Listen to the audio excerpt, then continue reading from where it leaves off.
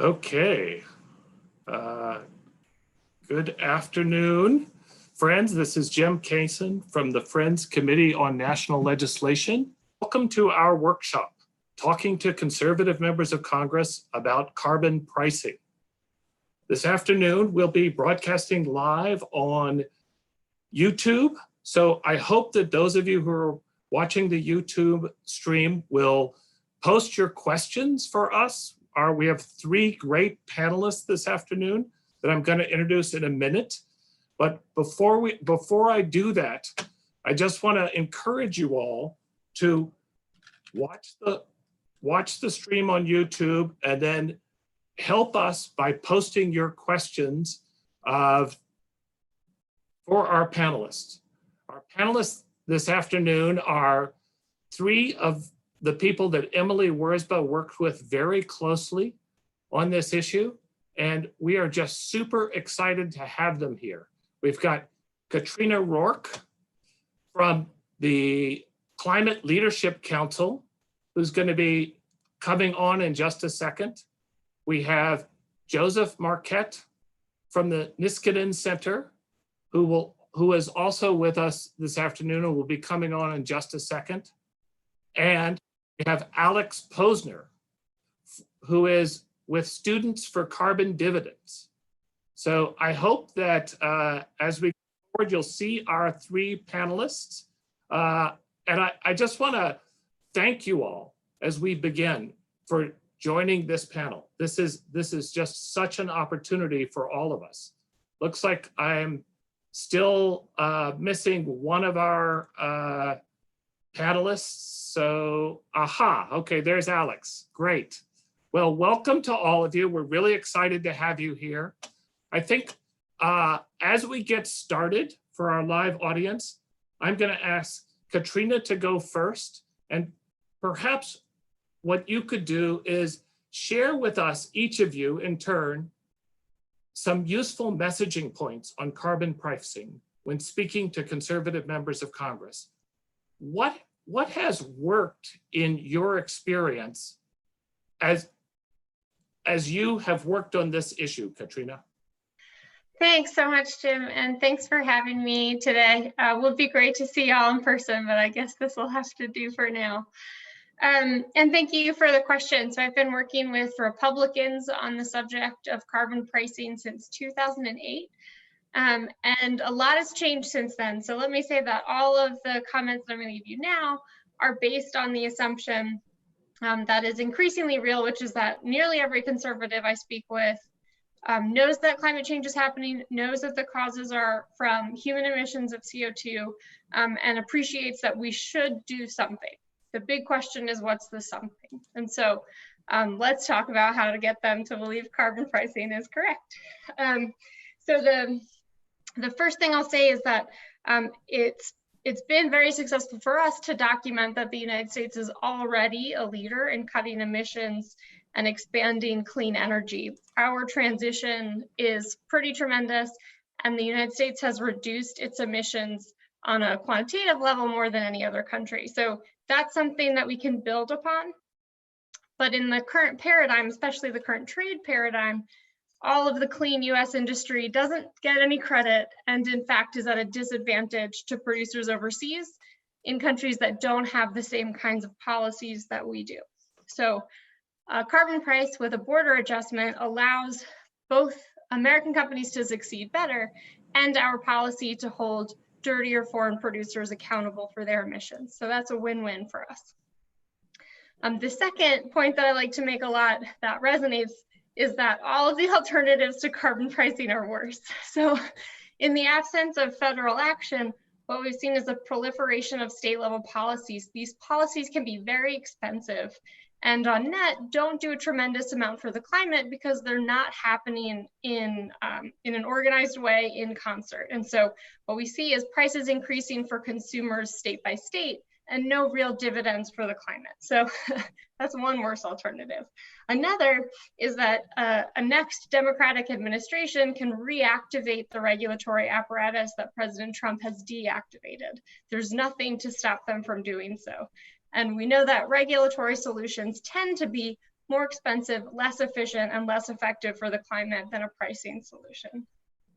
And then the third alternative that's worse is just ceding leadership entirely to Democrats in the legislature.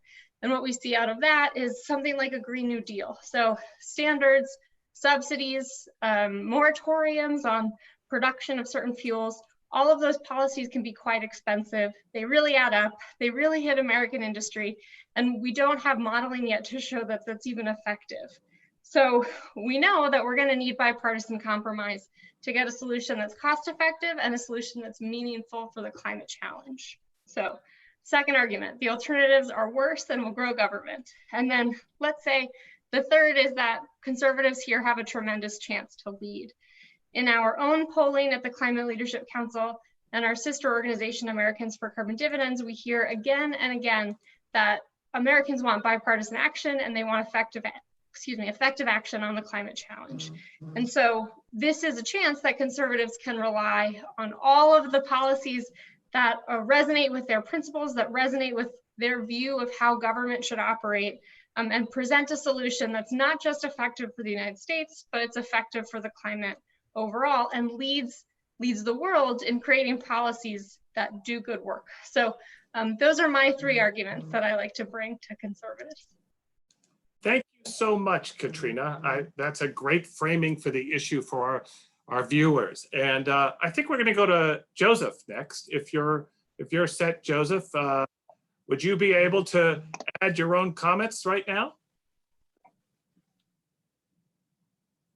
I sure am. Yeah, if you hear me loud and clear. Thank you for having me as well. I'm really excited to be here, and I hope everybody gets something out of the back and forth. Katrina's comments really hit the nail on the head. I think our experience, I work at the Niskanen Center. We're a think tank and advocacy group here in DC, started by a bunch of folks who left the Cato Institute, which is one of the leading libertarian think tanks, and started Niskanen to work on practical policy making. And in the meantime, also changed their position on climate change to be one favoring action. We've spent the last 5 years talking to conservatives and Republicans about carbon pricing and working very closely with some of the Republicans who introduced bills in the House of Representatives, both in the last Congress and in this one. And the Friends Committee was really helpful in the run-up to seeing those introduced, and we appreciate that. But we've spent a lot of time, as has Katrina, working with Republicans and hearing what they have to say about carbon pricing. And I generally agree. The conversation about whether or not climate change is real and human caused is largely settled now. But I do think it's important when you have the time. You don't want to get into a science argument, but it's important to say what that means. That it means that we need to decarbonize the economy without sacrificing economic growth in the space of 20 or 30 years. So over the course of my career, and to do that, it's not sufficient hope that inventor or a special inventor in a garage somewhere who's making up a magical machine. That we need to think about having the best engines of innovation turn toward the problem of reducing greenhouse gas emissions while providing the same degree of services, if not better services, than the ones that people see today, both in energy and in transportation and in industry. And that leads you to a place where we've found some of the most powerful arguments, and that is that it's from the private sector where we will see the innovations that we need to have people live modern and full and fulfilling lives without creating problems for others. We don't believe, or conservatives definitely don't believe, that the transitions that you're talking about seeing, that is the decarbonization of the power sector, of the transportation sector, of heavy industry, of shipping, excuse me, can all be orchestrated and successfully administered by a group of bureaucrats in Washington, DC, or at the United Nations. I just don't believe it. And so we need to find an engine of innovation that can do all those things. And the private sector is the body that can do that, right? Because you have companies competing with each other to provide good services at lower carbon, And the way that you incentivize the private sector to adequately invest in low carbon technologies is a carbon price.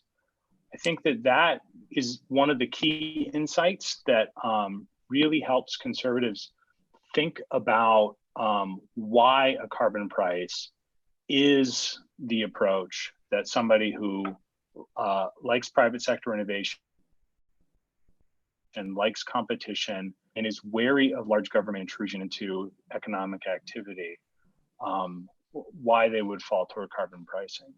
It's then that you can get to a lot of the challenges or rebuttals that you see, that this is going to be onerous or costly for households or for consumers, that technology is not available or not adequately available for decarbonizing, or that we don't know how to set these prices and we don't know what the impact of carbon pricing is going to be, at least in the near term. Those are all policy issues. As Katrina knows and others talk about, we can handle them with design, whether you're using rebates to give carbon revenue back to households or cutting other tax rates to stop harming, prevent harms to economic growth or whatever. We can answer a lot of those questions, but the thing that I would leave people with is I found it to be important to help folks understand, particularly on the conservative side, why it is that pricing, which creates necessity, and necessity is the mother of invention, is the tool that's appropriate for addressing climate risks. Thank you. Thank you, Joseph. That was a great addition to what we heard from Katrina. And now we're going to go to Alex Posner, who's with Students for Carbon Dividends. And I know, Alex, that you know that we have a lot of students around the country tuning into this broadcast. So I'm thinking they're going to also be particularly interested from your perspective in how they could understand this issue. So again, thank you for being with us as well. Thanks, Jim. I'm very glad to be here and to be part of this conversation. As Jim mentioned, I head up Students for Carbon Dividends. We're a student-led organization, Republican-led but bipartisan, that unites students across the political spectrum around market-based solutions, in particular the carbon dividends framework. So if you want to learn more, check out s4cb.org, lots of ways to plug in. I definitely want to start off by associating myself with the comments of Katrina and Joseph. I think they hit a lot of the key points. Just a few things perhaps to add, and a few points that I find very helpful when doing outreach. I know a number of previous sessions spoke about the importance of personal stories, so those are absolutely key when engaging members of Congress. But when you're actually getting into the wonky weeds, definitely some pointers for talking about carbon pricing. Number one, I always make sure to emphasize the fact that carbon pricing is effective. It's a very basic idea, and we often in the policy world take it for granted that everyone knows carbon pricing is effective, but it really is helpful to emphasize, right? At a moment when there's perhaps uncertainty about certain initiatives where a trillion trees do the trick, who knows? We know carbon pricing works. It's effective. And if that's the goal, there are other debates to be had, but the effectiveness is not one of them. Carbon pricing is effective. Number two, and this touches on some of the other comments, it's important to meet people where they are in terms of the conversation. So Republicans, as mentioned, the conversation isn't about the science, it really is about the solutions at the moment, and in particular on innovation. That's sort of the main theme. So if innovation is the goal, carbon pricing is the single best innovation accelerator, period. You want innovation, we'll give you innovation. Sort of that's the spirit of a lot of remarks I found to be most effective. Glenn Hubbard, who served as chairman of the Council of Economic Advisors to George W. Bush, he has a great line. He says, people don't innovate because it feels good. They innovate because there's a return on that innovation. So if you want a return on that innovation, you have to price carbon. So it's a simple policy mechanism that yields economy-wide innovation. Number three, this is a little bit more wonky, so it depends on your audience. You have to read your audience. But making the case that carbon pricing and climate policy generally is not a moment where we have to set aside conservative principles. It's something we should support, not despite, but because of our belief in the market. And the reason is letting that continue, right? We're essentially allowing for a subsidy on pollution. And no conservative should be comfortable with a subsidy. So by removing that subsidy, we're leveling the playing field for innovation and competition. It is the pro-market thing to do. It's not an exception. This is the pro-market thing to do. Number 4, I know this was touched on, but perhaps a different framing, that people really do choose policies in the context of other decisions or other options. So sort of Goldilocks, too hot, too cold, just right. So when it comes to actually reducing emissions, there really are a total of 3 ways we can do it, 3 big buckets. You can either regulate, you can subsidize, or you can price. And if you think about almost any policy proposal, it's ultimately derivative of one of those 3 buckets. So that framing is very helpful. And of course, we'll understand why regulations may not align with conservative sensibilities. Subsidies involves government picking winners and losers. Pricing really is the conservative way forward. It gets government bureaucrats out of the way and lets the marketplace take over. 5th, just lastly here, I was a history major, American history major, tend to view things through the lens of history. And there's a whole bunch of social science research that people are much more likely to support something if they know it's happened before and they know there's a precedent. So there is somewhat of a historical analog. In the 1990s, to curb acid rain, President George H.W. Bush introduced a pollution pricing system that was very effective. It accomplished its goals ahead of schedule and under budget, sort of the dream of any initiative. So bringing that example up, right, Republican leadership combined with pollution pricing, we've done this before and we can do it again. So those are just five pointers I keep in mind. Thank you so much, Alex. That was a great introduction for our students around the country. And Joseph and Katrina, I think we've set the stage, if you will. And now I'd like to bring in a young person from Birmingham, Alabama. Jones Willingham is part of our advocacy core. And Jones is one of the people that FC supports to bring people into congressional offices around the country. And so, as you might imagine, Jones is talking to some members of Congress who would be probably sympathetic to some of the views that you all are expressing. And I know Jones has got a question from his perspective that I hope that he can offer to us. And then we'll ask each of you in turn to answer the question if you can. So Jones, would you go ahead and ask your question? Absolutely. Can everybody hear me okay? Awesome. Thanks to the 3 of you for your ideas regarding this. I know that being from Alabama, that's something that I've thought about as I'm preparing to lobby tomorrow. The 3 of you each said that the debate on climate change, whether or not it's real or not, is closed. But from my perspective in Alabama, and in particular dealing with my representatives and senators, it's really not. Some of the people that I'm going to be lobbying tomorrow have actively denied climate change as recently as last year.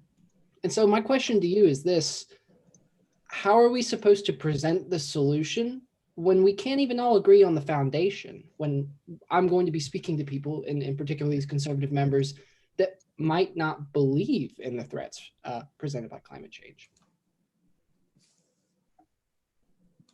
Thank you, Jones, for that question. And I think what we're going to do is we're going to now go, if it's all right, Katrina, can we go to you first Sure. and hear what you have to say?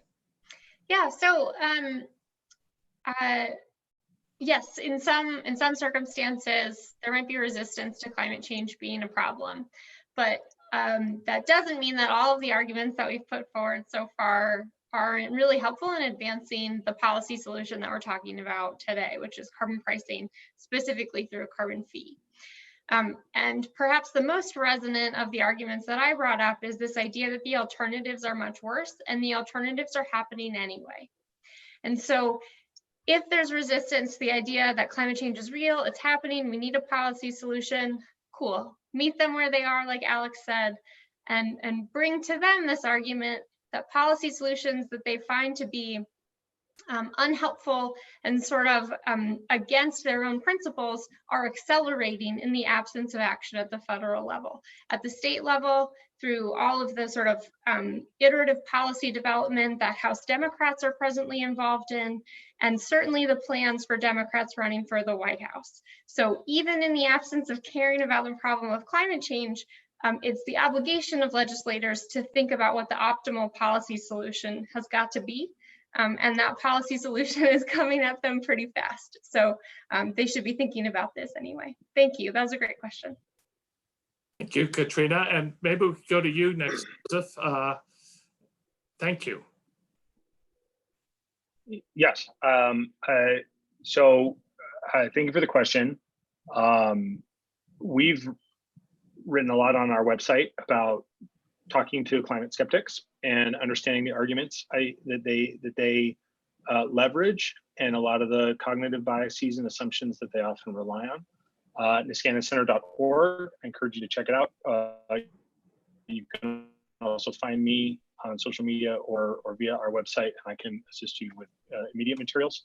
I think one of the things we've learned is that it's very hard to talk folks into being concerned about climate change when they're not. But there are things that help people change their mind or think about it slightly differently. I agree with Katrina that when you're talking about the formation of public policy, then sort of ranking them from least worst to absolutely worst is helpful in part of the conversation. But I think you can also point toward how we think about this problem, right? That there are a lot of potential outcomes associated with greenhouse gas emissions and human caused climate change. Some of them are potentially benign, and some of them are really problematic. And in no other area of public policy do we really say, well, I think that this problem is going to be absolutely okay, or this issue is going to be absolutely okay, and therefore I'm going to set all government policies if that's the case. And we find that when you kind of frame climate as we don't exactly know what's going to happen, we don't know whether the worst case or the best case scenario or the most likely scenario is going to come to pass, but we want to be appropriately hedged. We want to have government policy that is aware of these risks. That can help smooth out some of the resistance to talking about climate change altogether. That's the framework that we apply to a lot of other public policy problems, national security, pandemics, and it's the one that we should be applying to climate change as well. Thank you, Joseph. And Alex, if we'll come over to you now, and then maybe if I could ask you after you answer Jones's question, if you could just provide us with a couple of closing comments. Sure. So definitely agree with what Katrina and Joseph just said. We have to make this policy decision in the context of the other options, and doing nothing isn't a choice. We are going to have a climate solution. It's up to us on what it looks like. And two, this framing, as Joseph mentioned, climate is a risk management problem. That was the same thinking that animated President Reagan in tackling the ozone layer crisis. He said, I don't know how bad it's going to be, but instead of getting mugged by reality, we need to take out an insurance policy. And that's what carbon pricing allows. I would add two other points as well. One, sort of framing the fact that climate action is coming as also an opportunity, right? The world over, governments, businesses, individuals are making consuming decisions on the basis that on the assumption that climate change is a real threat and we need to transition. So even if they're under a mass delusion, that's where the marketplace is going. And any savvy business mind knows you follow the business trends, the market trends. So we're sort of in this technological arms race with countries around the world over the energy of the future and the jobs that come with it. So the question is, are those jobs and that economic opportunity going to flow to countries overseas, or are they going to flow to the United States? The other thing I would add, another point, is just the politics of the youth vote. That again, even if you're right that climate threat is overblown, young people and young voters and the next generation of voters really care about this issue and on a bipartisan basis. So if you want to ensure that the Republican Party is a party of the future, you need a plan that appeals to voters of the future. And it's just good politics at the end of the day. Thank you, Alex. That was Alexander Posner from Students for Carbon Dividends. And we've just got about a minute now before we're going to have to wrap up. So Joseph, any parting words for our audience? Yeah, kind of reflecting on Alex's comments about the politics of the young folks. I think it is, you know, you can take inspiration from Greta and say, you know, young people care about this because you're putting our lives at risk. And the idea that you're going to risk a, you know, put the planet at a massive and not under a massive and non-diversifiable risk, and sink Miami and cause innumerable other problems because we don't want to pay $1 or 25 cents more for a gallon of gasoline. There is a moral argument that I think can be made, and it's more credibly made by young people than by me. But I think a little bit of outrage tied to a small government solution is a 1-2 punch that they won't be expecting. Thank you, Joseph. That was Joseph Makyot from the Nixian. How do you say the name of your institution? Joseph Mikett at the Niskanen Center. Thank you very much, Joseph Mikett at the Niskanen Center. And now for Katrina Rourke, who comes to us from the Climate Leadership Council. Katrina, I think we have about 30 seconds, but if you have any parting comments for our audience. Yeah, Jim, thanks. So first, good luck with lobbying. It's a pretty exciting experience. It's a good reminder that our elected representatives actually are responsible to us. So I hope that you have fun with this process.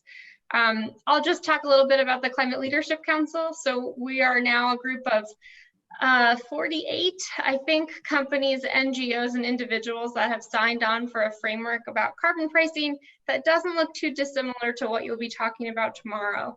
And it's a good reminder that there's a political coalition growing around action, and that political coalition exists across borders, political, statewide, you name it. So we're here to support action. And we're here for you. If I can be helpful, you can find me on Twitter. I mostly lurk, but I'll see messages if I get them. And our website is clcouncil.org. Thanks so much, y'all. Thank you, Katrina. It was Katrina Rourke from the Climate Leadership Council. And I want to thank all of you for joining us here today. I think this is really super important for our folks around the country as they go into different congressional offices. There is a broad coalition working on this issue, and many allies that we can work with. So you've really provided us with a picture, and we will spread out the information about how folks can get in touch with your institutions as well when we go forward. So thanks again, and we're gonna take a short break before our next panel. So thank you.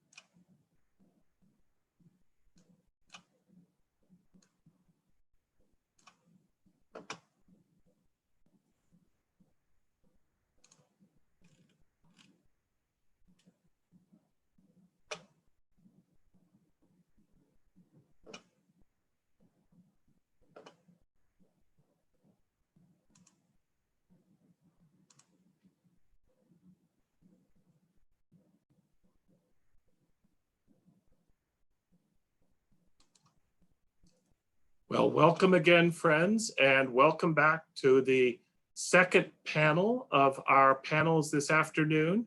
I am super excited to be hosting a panel on climate change and public health.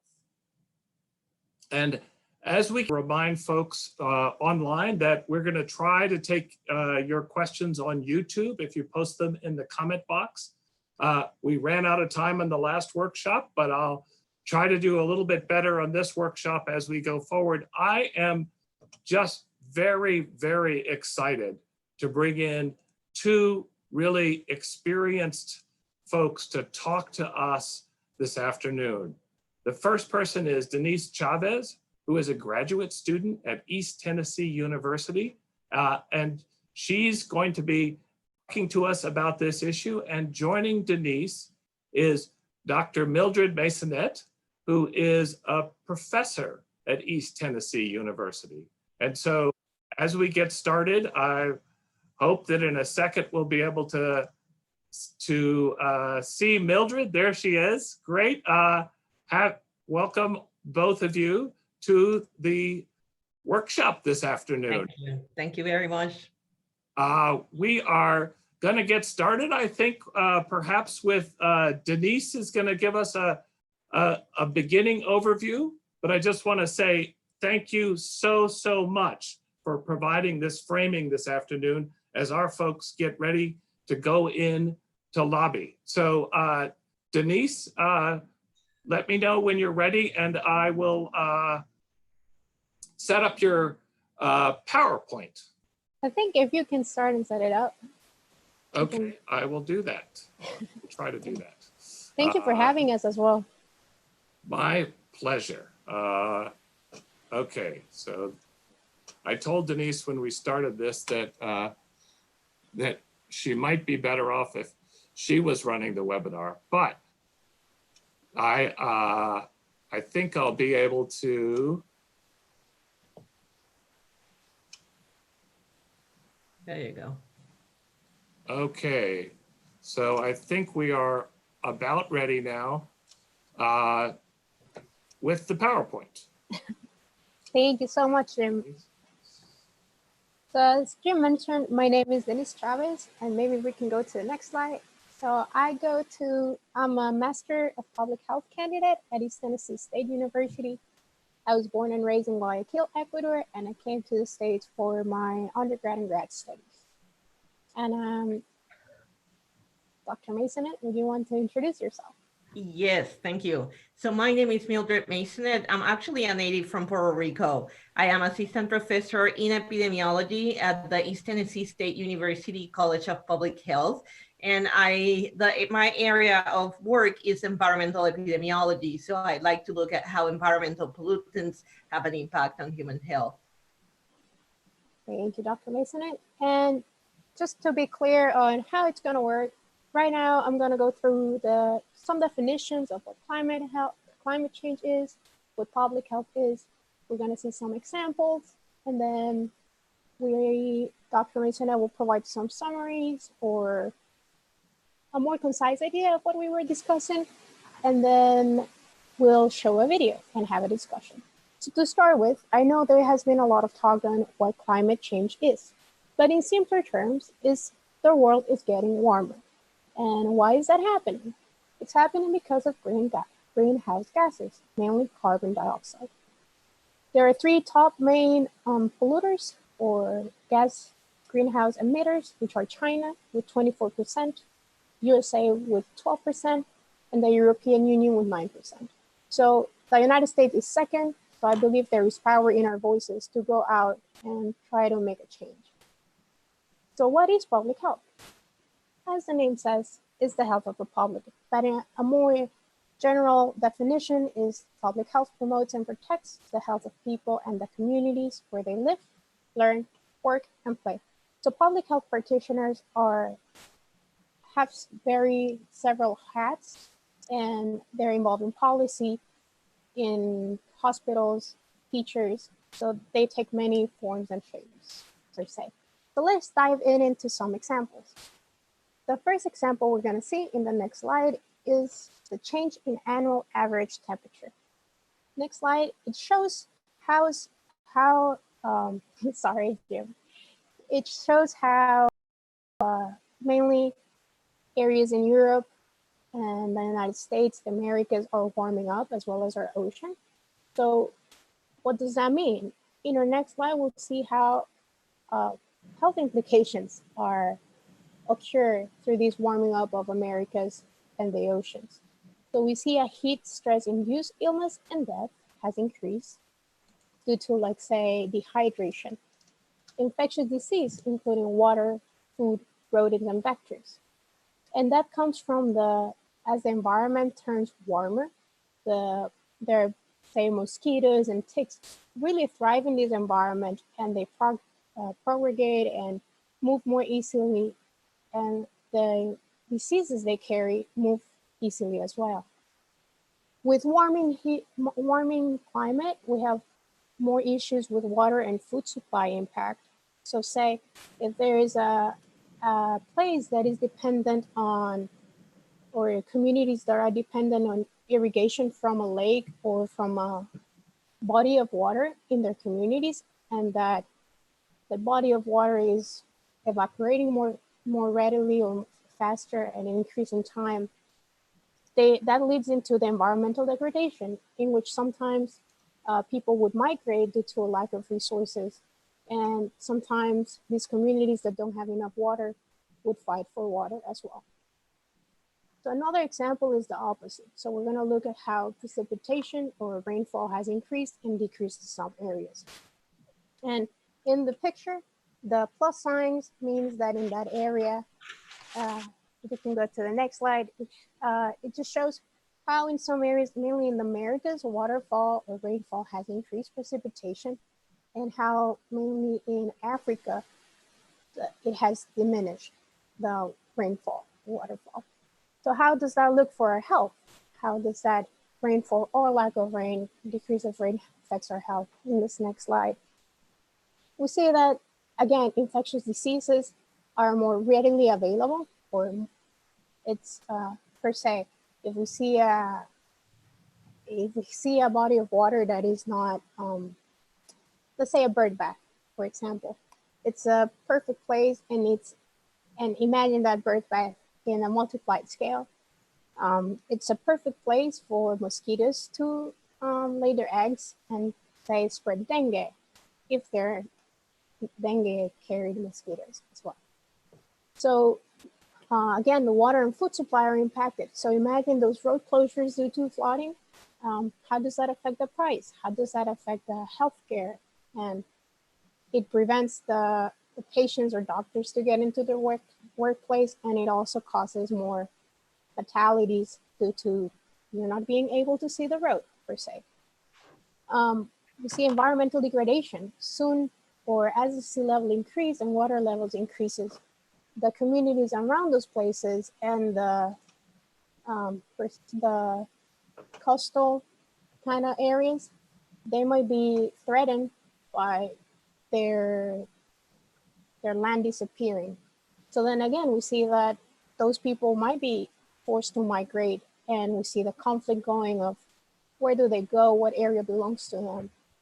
And then finally, and the most obvious, is the storm surge related drowning and injuries. So these are not comprehensive, and in the next slide we can see that there's many more direct and indirect sources or ways in which climate health affect our health. So we can see, or we have more options. Give me a second. So we see how air pollution also affects our health.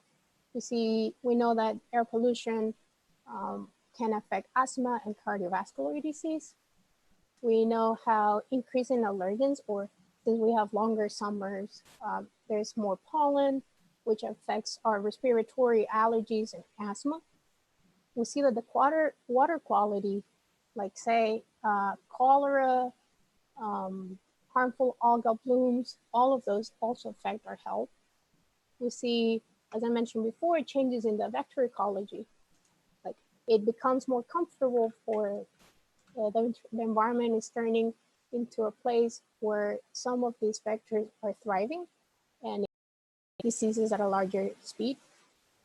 Extreme weather-related health effects, dehydration, drowning, as mentioned before, and all of those really affect the health problems associated with displaced refugees populations. So all these people that are being affected in their homes that don't have enough water or they're being flooded, they need to move and relocate, and that has affected them in many ways.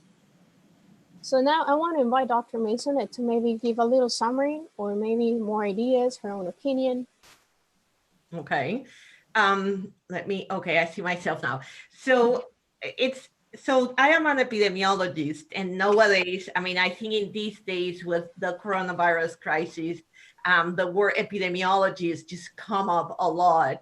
So an epidemiologist is just somebody that takes a temperature of a population and explores what is the distribution of disease, and it also looks at what are the causes of disease.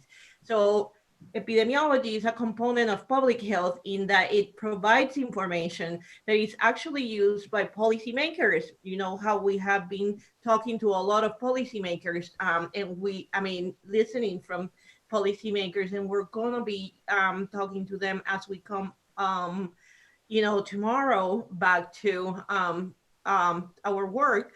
So we produce information that is used by policymakers to actually change the policies that would, at the end, create circumstances that are good for the population, their constituents, to protect the health of their constituents. So epidemiologists had a really good role, or important role, I like to believe, and public health is part of that set of skills and circumstances that helps to protect the life of the individuals or of constituents.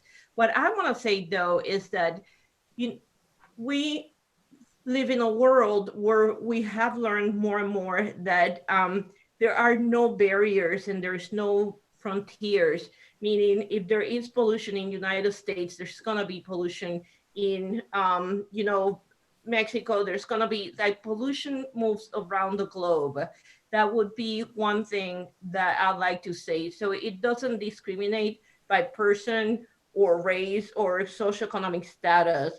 Another thing that is important to keep in mind is that humans really need to be in clean environments to thrive. So the air has to be clean, the water have to be clean, and climate change, finally I got to climate change actually have an impact on the quality of the water that we drink. It has an impact on the air that we breathe, because those emissions of greenhouse gases not only create the conditions for a warmer globe, but also they lead to the pollution of the water and the air. Going back to climate change, the most important part that we need to keep in mind is global warming. Global warming is known to actually be associated with preterm birth. So mothers who are exposed to extreme temperatures can actually be more likely to deliver earlier. We also know that the elderly is very susceptible to increases in temperature, and that could lead to increases in mortality of populations in our midst from cardiovascular diseases and also from pulmonary diseases. It's very important to be mindful that we live everywhere. Everybody, I'm sure, can actually relate to how the environment is causing changes in their midst. And in the other hand, we don't not talk enough about how those could have an impact on human health. So it's important that you keep that in mind and start to just look for those stories so that you can also use them tomorrow when you're lobbying. That is great framing, Mildred. And Denise, we are getting actually some questions on YouTube, but I know you had something else you wanted to do before we go to questions. What do you think we should do now? We can answer some questions. Okay, great. Well, we are, I think we may have one question coming in by video, but the first question I'm seeing on the YouTube is we are currently dealing with COVID-19. And in the past, we've dealt with diseases exacerbated by climate change. How can we promote public health and convince representatives to act? And then another person added, which I thought might be a specific question for both of you, is how should we talk about asthma and CVD and those preconditions for COVID-19 that make people more at risk because of the health impacts of climate change? I don't know if either one of you want to take that on at all. Denise, do you want to say something? Oh, you can start, Dr. Mason. Okay, so I'll just go ahead and start. So, you know, we are in very special times, actually, under the circumstances that we are with the coronavirus. And I'm hoping that everyone is just practicing social distancing as we are.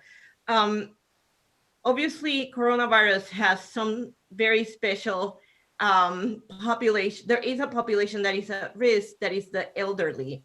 So the individuals who are older or they have endocrine related diseases are actually at higher risk of just being developing severe signs and symptoms from these virus. So when it comes to COVID-19, I think that we still do not have enough information as to how the transmission is happening and what is its relation with climate. But we can talk about other circumstances like the ones that were mentioned with Denise with regards to vectors. So an increase in temperature, increase the mosquito populations, or bring mosquito, or like there are two areas where there didn't used to be mosquito populations in the past. So basically, not only does it increase the mosquito populations in the areas where those mosquitoes that can transmit diseases like dengue and malaria are actually going to be causing a larger impact, but then there's also the possibility that there's new areas where now we have to worry about vectors and mosquitoes, but mosquitoes are not the only one. Lyme disease is another situation where the transmission, which is not the vector, is not the mosquito, we know has been moving into areas where in the past it had not been so. So this is part of the answer, but I wanted to stop here and see if Jim wanted to say something else, or Denise. I would pass it over to Denise to see if she wants to add anything to that very comprehensive answer. Thank you. Yeah, that was very comprehensive. Well, thank you. I think that, I mean, these are just Lyme disease and malaria are just two examples. Dengue is a very important one, specifically for people who live in the Caribbean areas, like in Puerto Rico. The increases really, you know, poses public health problems that represents concerns, not only for them, but we can also learn from those stories as it moves into other areas. And it's kind of important to understand also, I think, that the people who are in the lower socioeconomic groups tend to be more vulnerable to climate change. And they also tend to be, for two reasons. One, because they are going to be more likely to be in the situations where those changes and lack of protection are going to make it such that they can have more exposure, let's say, you know, inability to take care of the mosquito population, or lack of awareness or education about how to protect themselves. But people also who are worst off economically or living low resources incomes, they already have a whole lot of other issues in place that could make them more vulnerable. For instance, Denise talked about malnutrition, and malnutrition could be a way in which your body is not going to be as prepared to handle disease as someone who is better off. So it's really important to keep in mind that while at the beginning it's true, pollution and global warming, it doesn't discriminate. The truth of the matter is that those who are, that there's a lot of vulnerable people. Children are vulnerable, women are vulnerable, so are those who live in low resources incomes, low resource income or low resources or low income areas. And we need to think about them, and we need to think how what we do is going to help them. Thank you, Mildred. I think we have now a question. We have Callie Hammer, who's coming in from Roanoke College in Virginia. And I think we should be able to, Callie, I think I've invited you up to be a panelist now. And hopefully if you can activate your video, then we'll have Callie coming in to us from, there she is, great. So Callie, welcome from Roanoke College. And why don't you say who you are and where you're calling from, and then ask your question to our panelists. All right, thank you guys for joining us today. Like you said, my name is Callie Hammer, and I'm at Roanoke College, which is in Salem, Virginia. And I have a two-part question for you guys. My first one is, what kind of adaptive measures can be taken by people in vulnerable populations to combat some of the negative health effects due to climate change? And the second part of my question is, what kind of public health measures or response plans are in place, if any, to assist areas that are more vulnerable due to climate change? Sorry.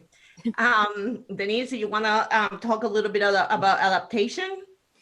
Well, I think right before then, one part we didn't answer from a question before was the asthma part. I think I'm personally a very data-driven person. And that's how people motivate me to do something.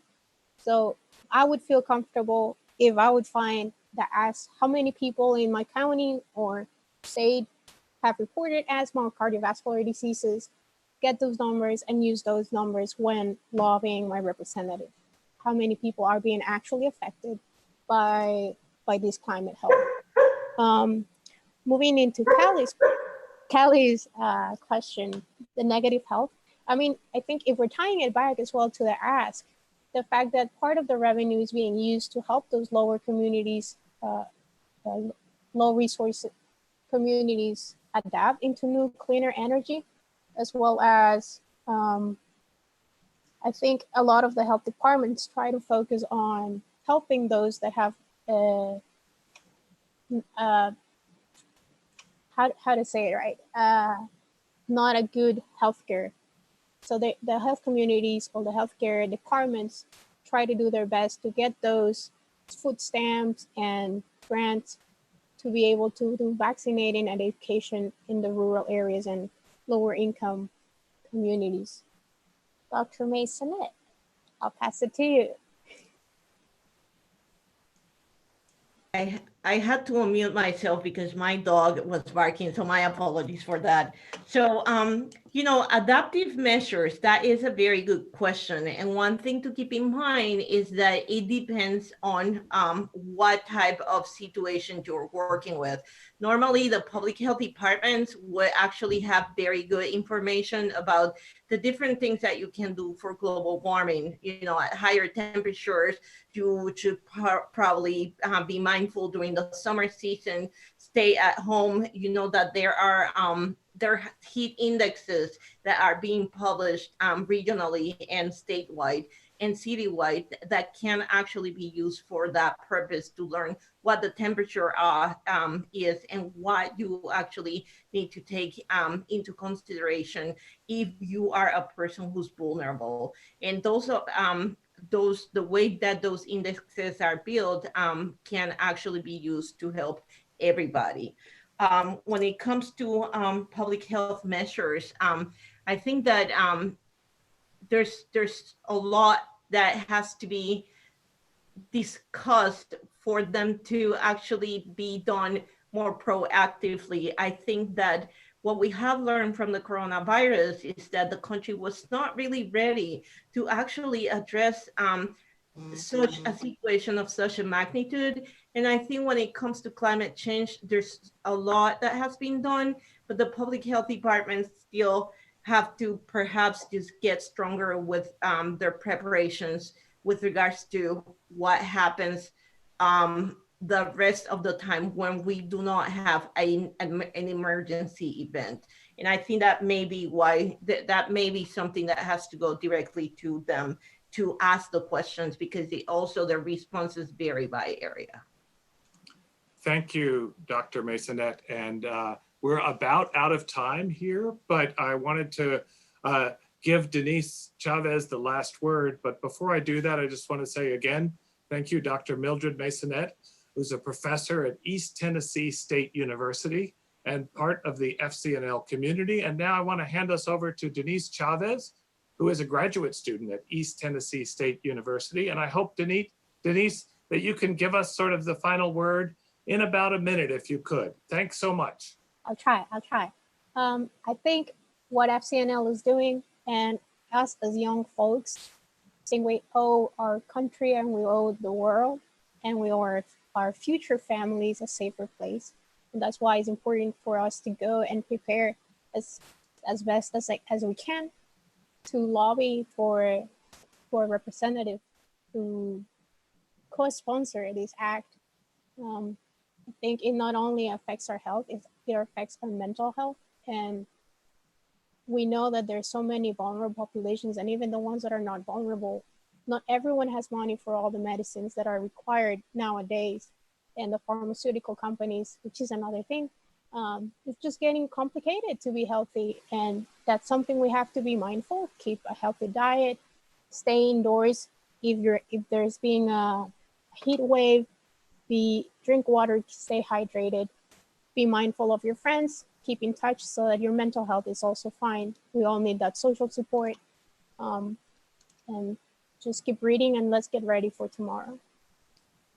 Thank you so much, Denis. That was a great way to end our panel today. And I want to thank you both for participating, and let friends know that we're going to go to a short break. And when we come back, we'll be on our panel, Show Me the Money, the Economics of Carbon Pricing with Danny Richter from the Citizens Climate Lobby. So thank you both again.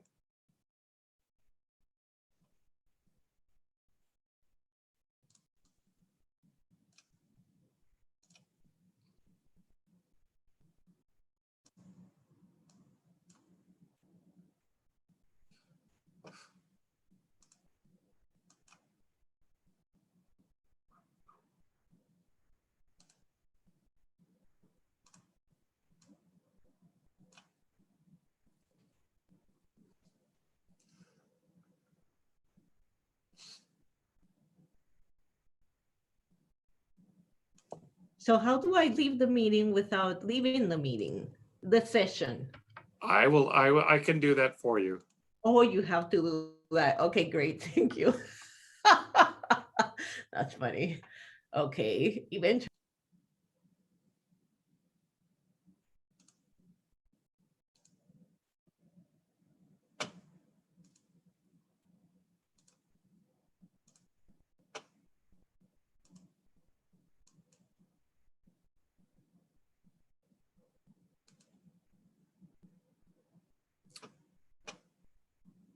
Well, coming up in just 1 minute now, we have our next panel. I think I previewed it a couple of minutes ago, but I'll just say again that our next panel is going to be with one of our expert speakers from the Citizens Climate Lobby.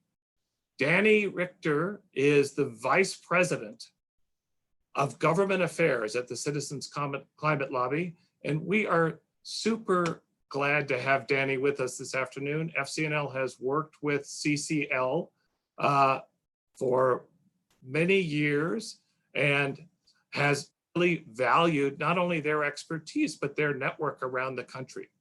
Before I get started, I just want to mention again that we are live streaming this workshop on YouTube.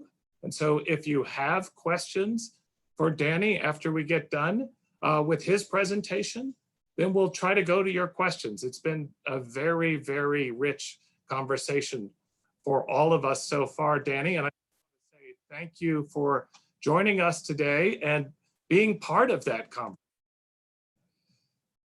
It's a pleasure. Love having this conversation and excited to be speaking with you all. Great, Danny. Well, I think what we'd like to do first for this workshop session, and I know you know that we've been preparing hundreds of people around the country to go into congressional offices, and that's what you do full time with that huge CCL network. So I wonder if you could just address the question, why all of this attention to carbon pricing right now, when there are so many other climate solutions? Why is carbon pricing such an exciting solution? It seems for some of us a little bit wonky. Yes, it does seem wonky, but it is such an exciting solution because it is such a good solution. And so the main reason that we support the policy that we do at Citizens Climate Lobby, and that we're so excited that you all will be lobbying for the Climate Action Rebate Act tomorrow, is that economists and scientists agree that this is the fastest, least cost way to reduce emissions quickly. And you don't have to take my word for it. I've arranged some quotes here. So this is from a 2009 survey of economists. 97.9% of economists surveyed agreed strongly that placing a price on carbon through either a tax or a cap and trade system will increase incentives for energy efficiency and the development of lower carbon energy production. So this is basically those economists saying it works. It's going to work. Making things more expensive, carbon more expensive, it works for having people use less of that. And then this is such a truism within the economics profession that in a 2019 study from Columbia University Center on Global Energy Policy, they didn't even bother to reference this statement. They said, for decades, economists have recommended a price on carbon as an important element of a cost-effective strategy to address the risk of climate change. And then if we turn to the Nonpartisan Congressional Budget Office, this is the CBO is what Congress relies on when they need an unbiased opinion. And in 2008, they had the CBO look at carbon pricing. And quoting from that report, a tax on emissions would be the most efficient incentive-based option for reducing emissions and could be relatively easy to implement. So not only is it going to work, but it could be implemented relatively easily. So quickly, as a climate, somebody who's very concerned about the climate, I want solutions that we can implement quickly. So that's important to me.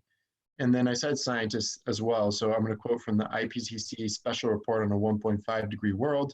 If you want to look it up, it's chapter 4.4.5.2.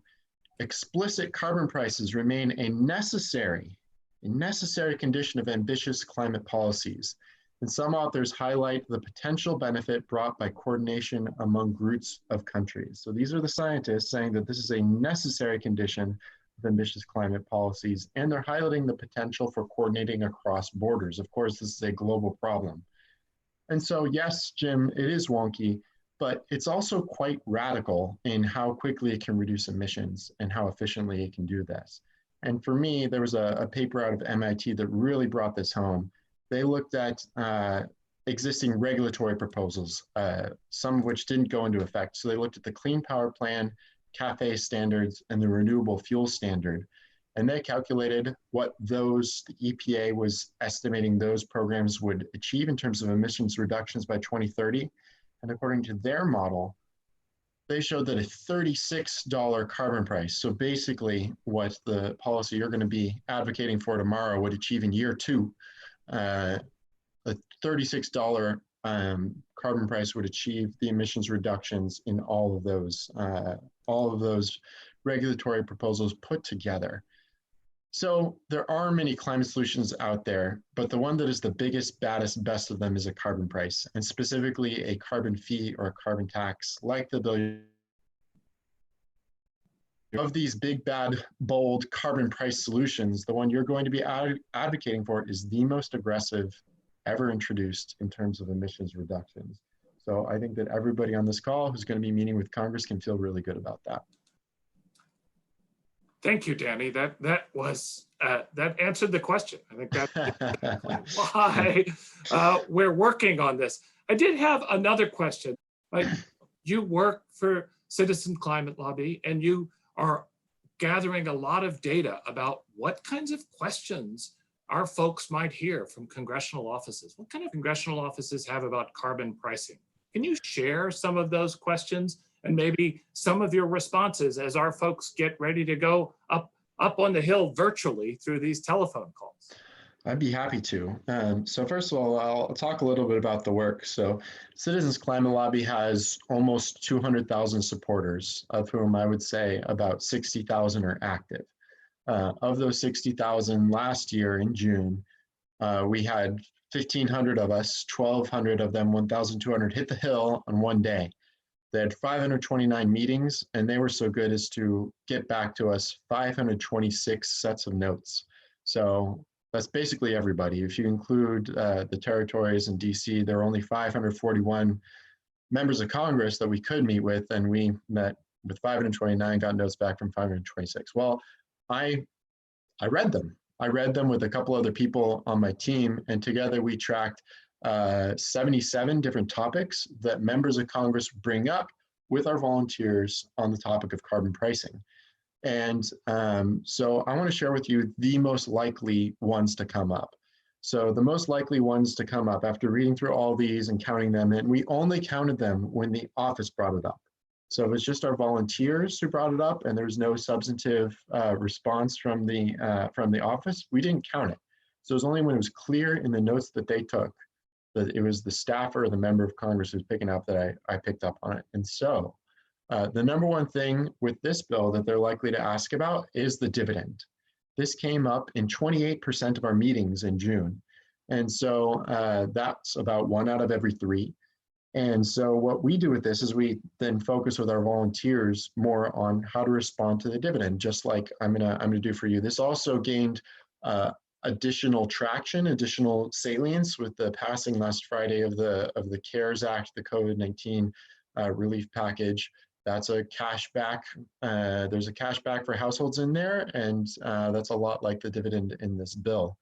So what I advise our volunteers to say when a dividend comes up is to say this: offices were typically asking questions about dividend administration. So the staffers we're meeting with are worried about, how do we actually do this?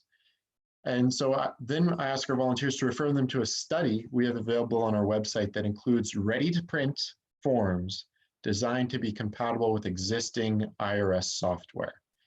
And so the reason why I say that is, from reading all these notes, I know that the staffers are just concerned, how is this possible? How can we do this? And they know that for most groups who are asking for this kind of thing, they haven't thought through all the details. But when I say we have ready-to-print forms designed to be compatible with existing IRS software, they're blown away. And that's in that study. You could refer to it as well. We call it our dividend delivery study. If you go to our website, just search dividend delivery study. It's incredibly dense, but I haven't had a single staffer ask a question that study doesn't answer in terms of the dividend. So that's a very good resource. You can refer them to that, and that is likely to come up in a lot of your meetings. The second most frequently brought up topic was the border adjustment. And so this came up in about 20% of our meetings, so about 1 out of every 5 of the meetings that you might expect to have. And the number one thing that they're concerned about is about the competitiveness of American companies abroad. So they're concerned about how, if we put this price on carbon, American companies use carbon, they employ people, how are they going to continue to compete? And so what I recommend you tell them is that 80% of United States imports, so it's coming into the United States, are coming from countries that already have a carbon price in place. So these are goods that are already bearing the cost of carbon, and we're buying them, which means that they are able to be produced and to be competitive with goods in the United States that don't have that price on carbon. And this is a mind-blowing statistic. It's true. I can show them the spreadsheet where we calculate it. But because the wealthiest economies in the world tend to have a carbon price, the United States being the biggest exception in that, most of our imports come from those countries that do have a carbon price. The third most frequently brought up topic, and I think that this is going to play right into your wheelhouse, is low-income households. So members of Congress are really concerned about how the poor are going to fare, and this is about evenly split between Democrats and Republicans. And so what I recommend you highlight there is that with a dividend, about 2/3 of American households will end up ahead. And this is heavily weighted to low-income households. We also prepared a personal carbon dividend calculator. So if you go to energyinnovationact.org/carbon dividend calculator, you can play with this. Goes by zip code. You can enter in a few easy to remember statistics about your energy use. You can potentially do this with your member of Congress. They can enter it in, they can find out, will they end up ahead or will they end up behind, or the person they imagine with a policy like the one you're advocating for. This is designed to the policy that we advocate for, slightly different bill, but I think that it will be very true for the one that you're looking at. It includes a lower percentage. It includes 70% of the revenue going back as dividend, but there is means testing. So I think that it would be a very good proxy for the impacts of the bill that you guys are advocating for. So those are the three main things that I would cram for, and that's how I would recommend responding. The dividend delivery study, number one. Number two, 80% of US imports already come from countries that have a carbon price. And number three, that personal carbon dividend calculator, which is sensitive down to the zip code level. Thank you, Danny. I believe that sounds like exactly what our folks need as they hop on these phone calls with congressional staff. We've got a lot of people coming in, including somebody who said that they're about to start a CCL chapter in Columbus, Ohio. So thank you. Lots of information, lots of folks joining. I did just want to ask one clarification, and I've got one more question before we go to our questions from folks around the country. And when you say folks will come out ahead, I want to make sure that we understand what that means. I don't know if you could just in 30 seconds explain that a little bit more. It means they have more money in their pockets. And so as a result of this policy, so you take how much money they're getting in the dividend, everybody gets the same amount. Every adult gets the same amount with our policy, slightly different with the one you're advocating. But and then you subtract out how much more they're paying, because this is a policy that is a fee that is placed upstream, as close to the oil well, the coal mine, or the natural gas site as possible. So that's upstream. So you take dividend minus costs. The vast majority of people are going to end up with more money in their pocket than they would have otherwise, even after accounting for the costs. That's what I mean by ending up ahead. Perfect. Thank you very much. So I have one more question, and then we've got somebody on the line who's waiting to ask a question from Earlham College in Richmond, Indiana. Can you talk to us just for a couple of minutes about, you just mentioned this word upstream, and I'm not sure that folks around the country really know what it means when the price is assessed upstream, and then you started to get into who actually is paying the carbon price. So maybe you could give us a couple of minutes on that as well. Sure. So these two are related, those two questions: who pays the carbon price and what is upstream, downstream? Imagine a stream. Let's have a colorful image. Imagine there's a big yellow boat and you stick an elephant in it. And so if you put that upstream is close to the source of that river. And so then that means that everybody who is downstream of that river, closer to where it empties into the ocean, is going to have the opportunity to see that giant elephant in a big yellow boat. And so whether they want to or not, they're probably going to react to that in some way. Some people are going to scratch their heads and say, what is this? Some people may ride out in their own boats and try and rescue the elephant. Some people, I don't know, there's going to be lots. Some people may just say to other people, you know, I saw this giant elephant in a yellow boat on the river. It was the darndest thing. And so, but if you put that elephant in the boat further closer to where it goes into the ocean, then many fewer people are going to be able to see that elephant. So it's the same thing. Upstream means as close to the source as possible. And so in this case, we're talking about to the mine, to the oil well, to the natural gas site. So in the bill that you are going to be advocating for, it's the coal mine, it's the oil refinery, and it's the natural gas well. So that's what is meant by upstream.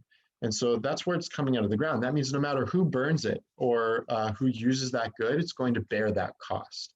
Downstream would mean when car or when you charge up your electric car and you're paying for those electrons on your house, or when you flip on a light switch, that would be downstream. That's the end user. And so the way this bill is designed is it's designed to be upstream, because that way everybody has a chance to change their behavior. They can all see that elephant. They can all see that price. And so it's a foolproof way of making sure that the entire economy has a chance to change their behavior, because that's what this is all about. It's about changing behavior and shifting from high carbon intensive behaviors to low carbon behaviors and purchases being a behavior. So that's the difference between upstream and downstream. And because the price point is so far upstream, polluters pay. It's the people who are pulling it out of the ground, and anybody who uses that, or people who use it more than somebody else, they're going to pay more than anybody else. And that's the virtue of having this upstream. Danny, I'm going to remember that elephant analogy now forever. That was a great way to describe it. So fabulous. I want to bring in Fletcher York from Earlham College in Richmond, Indiana, who is on the line. And Fletcher, if you're there, perhaps you could come in to the conversation here. I'm particularly happy to have Fletcher here because I myself went to Earlham College. So it's fun to have somebody from my alma mater. Fletcher, why don't you introduce yourself and then tell us a little bit about yourself, and then ask a question for Danny. Absolutely. So hi, my name is Fletcher York. I am a junior Peace and Global Studies and Politics double major at Earlham College. And my question today, Danny, is how do we hold large corporations accountable for the pollution they emit? That's a great question. So I think that this policy is a great way of holding corporations accountable. And one of the ways that this, I think, is brought, made most real to me and to others, is when I considered the question, what do I own that a company did not own first? And so I thought about it, and you know, I really couldn't think about anything. These glasses came from a company. These earbuds came from a company. This shirt, this other shirt, and not just this shirt, but the materials that went into it, the cotton, the polyester.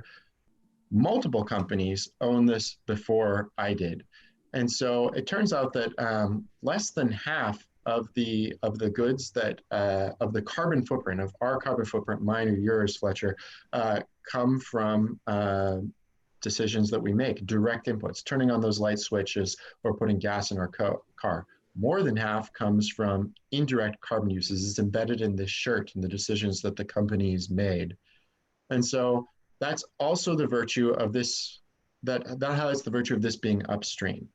If every company who's downstream of those oil companies, those coal companies, those natural gas companies, has a chance to see that elephant in that giant yellow boat, if they have a chance to see that price, it will be very obvious to them that if they don't adapt, they don't go for less carbon intensive solutions, then they will go out of business.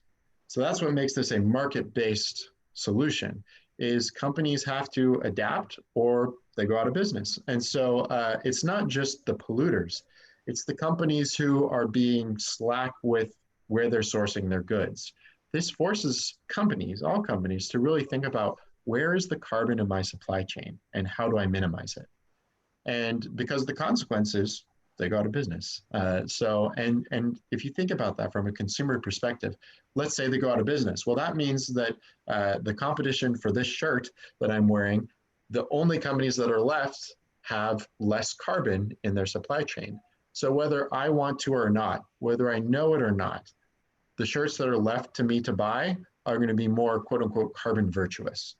And so whether it's the polluters or the people who are not doing their due diligence, who are buying mostly from polluters, or who are being lazy in their supply chains or not prioritizing carbon, this forces them to prioritize decarbonization or go out of business.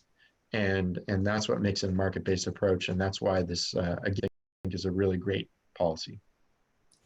Well, thank you for joining us, Fletcher. That was great to have you coming in, particularly for me from Earlham. We're now, Danny, we're getting a few other questions on the web. One easy one, I think, was what was the website for that calculator? I think there were several people who wanted to know how do they get to that calculator and some of the other resources that you mentioned. Yeah, it's a great tool. And can I put it in the chat? Would people be able to see it then? I don't think people will be able to see the chat. We could put it in the YouTube chat, I think. Yeah, so I just pasted in the chat. So Jim, you can take it. I'll read it out loud. It's energyinnovationact.org/carbon-dividend-calculator. And so if you go to energyinnovationact.org, you can they have a little search button. You can click on that and search carbon dividend calculator or personal carbon dividend calculator, it should come up. And again, it's not a direct analog to the bill you're advocating for, but it's pretty close. And it's an interesting tool to grapple with. I will say that we are planning on updating that, and it should be ready. I would expect mid-May. And what the update will be, it'll have more up-to-date energy information, and it'll use a more realistic, what I was just talking about with Fletcher, it's known as pass-through. So how much companies pass their costs along to people who buy that downstream. And so it should mean that people see fewer costs, but they get the same dividends, so more people benefit. So right now, if you go to it, it is relatively conservative in terms of the benefit it is saying you will get. It is almost certainly going to be higher. Perfect. And why don't you, I have another question, but before we get to that, perhaps now folks are asking about the IRS approved forms. Yeah. So if that's a link that you can also send me, I'll post that. I posted that first link on our YouTube page, and I could post that second one there as well. I did want to ask a question from one of our earlier workshops, which was about talking with Republican offices. I know that at CCL, you all talk a lot with Republican offices about this issue. You mentioned some tips. I just wonder if you could just give for our folks who have Republican members of Congress, if you could perhaps give a couple of other ideas for how they might approach those offices. I'd be happy to. I pasted that in the chat. It's a dividend delivery study. And so if you go to citizensclimatelobby.org and you go all the way to the bottom of that opening page, and there's a green section, it says dividend delivery study. You click on that, and that's where you can find those forms, which they just need to change the title, and then they're ready to print, compatible with IRS software. There's about 8 forms in there. It accounts for example, withholding. So just to give you an example, in case this comes up, this will wow the staffer that you're meeting with. There's a form ready, and so if you're getting more of a dividend and it's taxable income, then that would change how much withholding you have and how much you owe the federal government. And there's a form so you can change your withholding so you don't get slapped with a penalty for not paying enough taxes. So that's the level of detail that this study goes into. And to the other question, I'm sorry, what was the remind me again? I think the other question was more about just in the last couple of minutes before. Oh yes, Republicans. About Republican offices, if you have a couple of tips for those offices, and then we'll probably have to close out. Yeah, there are an increasing number of Republican officers who very sincerely want to do something about climate. January 16th of this year, the highest ranking Republican in the House, Minority Leader Kevin McCarthy out of California, he convened a caucus-wide, that's the entire Republican caucus in the House, meeting on the topic of climate change. And so whereas prior to that, there was always a concern amongst Republicans that there might be repercussions from their leadership, that they might be slapped on the wrist for talking about climate change. that's just not the case anymore. So you have the highest ranking Republican in the House saying, we're talking about climate. Everybody's talking about climate. We need to talk about climate. So I'll just say that you're walking into a really interesting environment. Republicans, not all of them, but the leadership certainly is interested in finding climate solutions that are compatible with conservative values. And so so it's really a great time to be in there. They're open. One of the things that we've always been able to communicate well and work together well. I mean, CCL, we require our volunteers to express an appreciation before they go into any meeting. And that's something that is, I think, so easy for friends to do as well, to find common ground. It doesn't even have to be on climate, but just go in there, find something that you genuinely appreciate about their record. There's always something. And by doing that hard work of that extra research, of finding a thing that you can genuinely express to them, because they'll pick up on them, whether it's genuine or not. Start the meeting with that, and that will put you on the right ground. You're much more likely to have a productive discussion when you begin from that place of appreciation and respect. So that would be my just highlighting the different context in which you're going to be lobbying tomorrow, and then just lean in on that value of appreciation and respect. It's going to pay dividends. Perfect, Danny. Thank you so much. And that was a great tour for what our folks might encounter, and a great briefing as well. So I just want to express our appreciation for you personally attending here, and also for our collaboration between FCNL and the Citizens Climate Lobby. Just a really, really important organization doing vital work right now in our country. So thank you again for being part of this workshop. We're going to now transition, if that's all right. I'll, Danny, say goodbye, and we're gonna transition to office hours with Emily Wurzba, which start just in about 10 minutes. You can find out more information about those office hours by going to fcnl.org/SLW. Again, we have, for those of you who still have questions after what Danny told us today and what you heard in these earlier workshops, if you go to fcnl.org/SLW and scroll down to the bottom of the page, you'll see a link for a Zoom conversation with Emily where she can answer any of those last questions. And Danny ended us on a really important point about talking to everyone, thanking people for their service, and really trying to approach these conversations with an open mind. And as a Quaker community, we believe that that's grounded in our faith and practice. Quakers start approaching every individual with the belief that there is that of God in everyone. And so as we end this part of the virtual spring lobby weekend, after Emily's office hours at 3 o'clock, we're going to have a period of Quaker worship from 3 till just a little bit, probably around 3:30, before we wrap up by bringing it back to Larissa, who's been guiding us through the day. So again, if you can, join us for Quaker worship at the end of this hour. If you have a question for Emily, go on to the link now at fcnl.org/SLW. I think the title is something like, I'm still confused. So if you have one more question before your lobby call, go onto that link now at 2:40 more or less, and that'll be live. And then at 3 o'clock, we welcome you to join us for a period of Quaker worship as you prepare to lobby and as we prepare to close out the main program for this day. So again, I just want to thank you all for participating and look forward to seeing you later on in the afternoon. Take care.